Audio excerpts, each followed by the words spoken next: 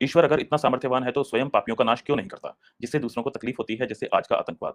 देखिए युवराज भाई इसमें 2 बातें हैं, सामर्थ्यवान ईश्वर पूरा है परंतु यदि ईश्वर देखिए सारे पापियों का नाश क्यों नहीं करता?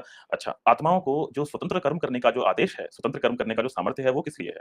तो जैसे कोई पापी गलत काम कर रहा है, तो ऐसे कोई पुण्यात्मा अच्छा काम भी करेगा और पुण्यात्मा और पापियों का आमना-सामना भी होगा, जो कि हम सृष्टि में सदैव देखते हैं। यदि सारे काम हमारा ईश्वर कर दिया करते, यदि सारे पापियों को ईश्वर मार दिया करते, तो फिर हम क्या करते?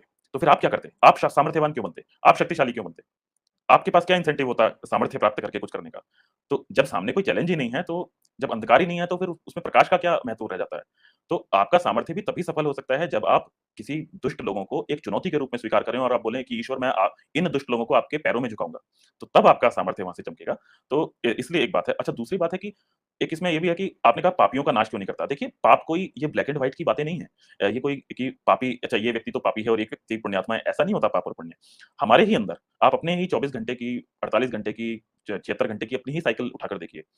एक ही आत्मा जो एक समय पर बहुत ही अच्छा व्यवहार कर रहा है, वही आत्मा किसी दूसरी परिस्थिति में कब जब अंधकार हो गया है और उसका कमरा बंद हो गया है और उसकी लाइट भी बंद हो गई है, तब वो एक दूसरे ही प्रकार से वो व्यवहार करे जा रहा है। तो आप देखते हैं कि एक ही आत्मा वह 2 अलग-अलग समय में 24 घंटे के अंतराल में ही वह एक समय बहुत अच्छा कार्य भी करे जा रहा है और दूसरे समय एक बहुत ही शायद उल्टा कार्य भी करे जा रहा है। तो इसका अर्थ ये है कि जो आत्माएँ हैं, वे सारी आत्माओं में कुछ न कुछ पाप पुण्य की अवस्थाएँ रहती हैं। इसलिए आत्माओं में अच्छा ये आत्मा पापी है, ये आत्माएँ पुण्यात्मा हैं, ऐसा नहीं होता। हर आत्मा के अंदर कुछ-कुछ पाप है, कुछ-कुछ पुण्य है। तो ईश्वर यदि सब पापियों को मारने लगता है, तो हम भी नहीं बचते क्योंकि हमारे अंदर भी कहीं न कहीं तो पाप बैठा हुआ है किसी न किसी रूप में। तो इसलिए इस संसार को ईश्वर ने ऐसे बनाया है कि जो-जो आत्माएँ हैं, वे अपने-अपने कर्म करने में स्वतंत्र हैं और उस कर्म के फल भोगने में ईश्वर के अधीन हैं।